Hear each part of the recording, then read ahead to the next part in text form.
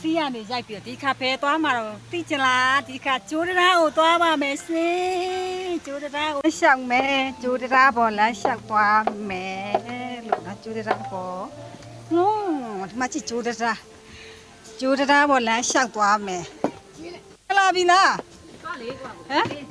ကျိုးတရားဟာဗာမီးချိုးနေအောက်မှာကြောက်ကြည့်တယ်ဒီမိသားမားပြီမနေနီးလေးရဲ့နေအောက်မှာကြောက်ကြည့်တယ်အောက်မှာကြောက်ကြည့်တယ်ကျိုးတရားပေါ်လမ်းလျှောက်အောင်နည်းနည်းခက်ကြဟေးငါ့ကိုရိုက်ပေးအောင်ကျိုးတရားပေါ်မှာလမ်းလျှောက်တာ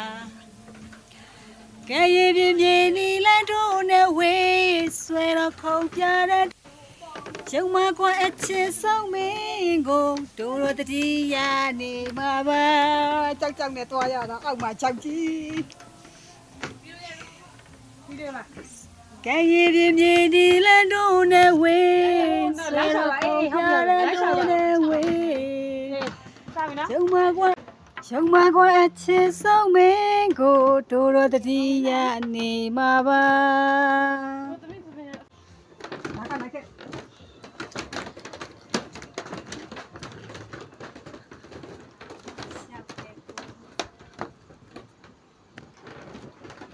ကဲရည်ပြင်းပြင်းနီလန်းတို့နဲ့ဝေးဆဲရခုံပြတဲ့တို့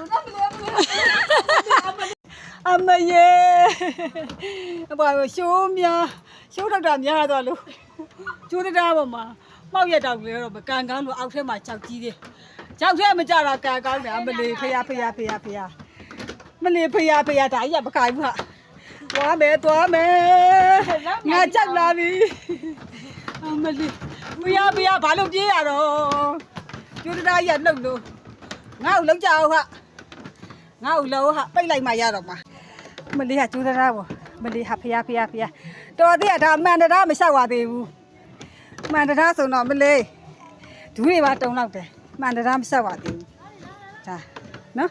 မှန်တရားဆိုဘယ်နဲ့လောက်ကြပါမလို့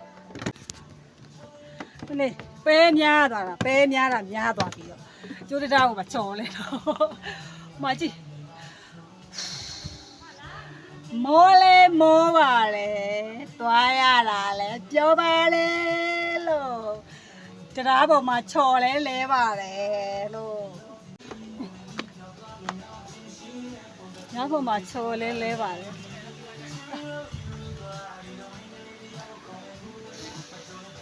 နောက်ထပ်ပဲနေရာသွားအောင်ပြစ်ချက်ပြီနော်ဟဲ့ဖော်ရီဘယ်ကုန်ကြတော့ဟဲ့ဘယ်သွားကြဟမ်ငါလည်းမဆောင်ကြဘူးကငါဆောင်မလဲ